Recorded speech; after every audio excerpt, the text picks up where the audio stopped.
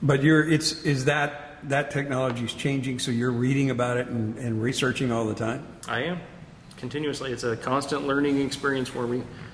New hardware comes out, new technologies, more bandwidth options are coming up all the time.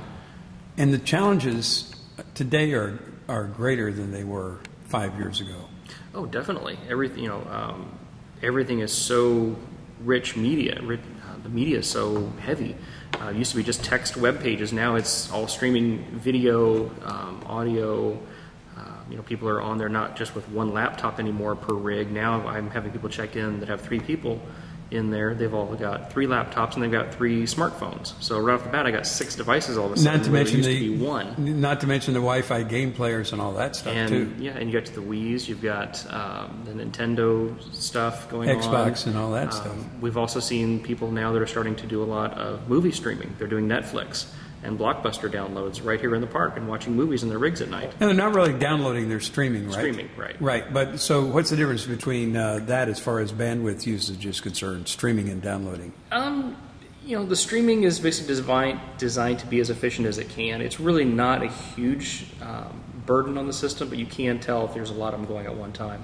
So then you're at the point where do we need to bring up more bandwidth into the park, and then how do we beef up our infrastructure to distribute that better? Well, and more people. I mean, there's only a small percentage still that even know about Netflix and Hulu and all that stuff, right? But that 5 years from today, everybody's going to do it. Everybody will be there, yeah. And things we haven't even thought of yet are going to be things we're going to have to deal with. So how are we going to do that? How are we going to deal with that?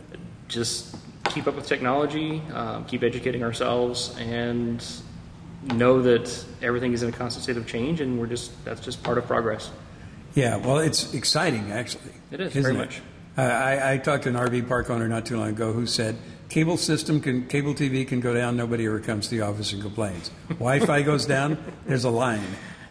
I would agree with that. I would agree with that. Yeah, always the Wi-Fi, always the Wi-Fi. It is.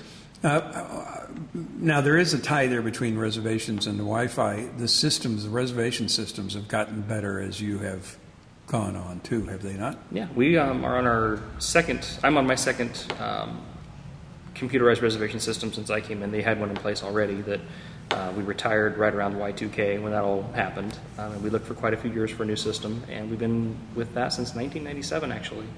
And been very, very happy with it. So what is the system? It's called ROS 2000.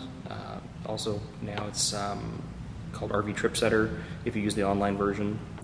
It's from Digital Res Software up in Canada, and it's used. Last I heard was around 3,000-ish installations around the world. So it's a pretty mainstream program. It's one of the big boys out there on the block. Oh, that's great. So, is that system getting better and better? I mean, it's now easier. One of the goals is to make it easy online for RVers to book their own reservations. Yeah, we still do actually our own. We don't have live online reservations. We have an online request form because there's some intricacies here that we have to deal with our stockholders versus the public SEC making reservations, and all that stuff, right. So we have to. The different reservation types are handled a little bit differently that we just do manually in house. So are you an RVer yourself? I have done a little bit, not a lot. Don't have one at the moment. Keep looking for a good deal on one, but yeah, because you enjoy it when you do it. Definitely enjoyed it. I still like my my tent and my sleeping bag out on the snow and my snowshoes, but yeah, but I know you, man. You got a laptop inside there too. Yeah, I do. There's a little solar charger going on. Whatever I have to do. With a little DVD player.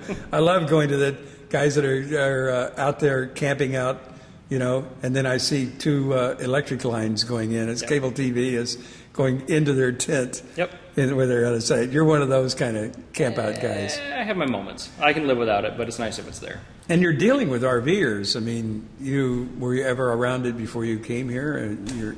Your customers are all RVers. Yeah, I had an aunt and uncle who did have one growing up, and another aunt and uncle who had a motorhome, but never really went and camped with them.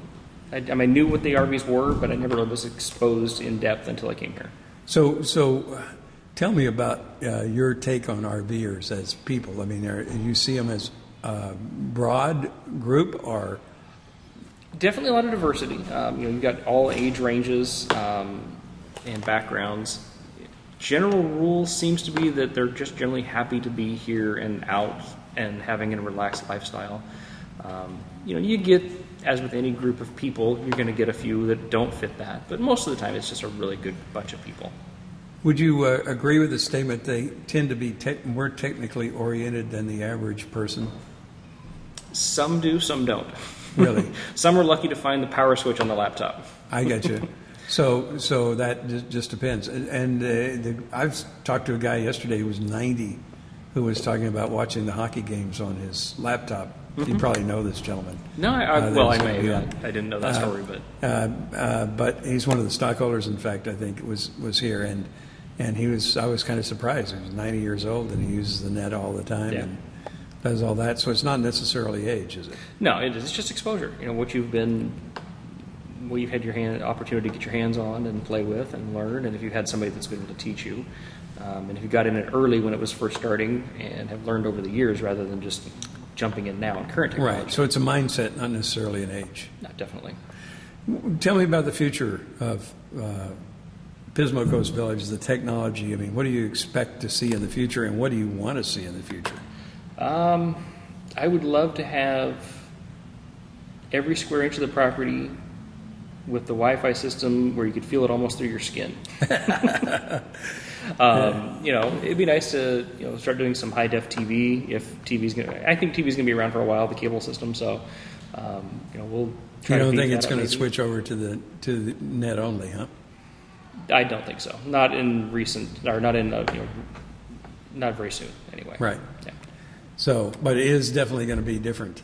Oh yeah, it'll be a supplement. I think. I don't think the cable's going to go away. It's going to be the cable plus internet, and they're going to be connected together, definitely. Right. Darrell, it's really nice to meet you and to spend our time here at Pismo Coast Village. We're really loving it, and we appreciate the good service and the friendliness of people like yourself. Thank you. Happy to have you. Thanks for being with us on RV Dream New Radio. You're welcome.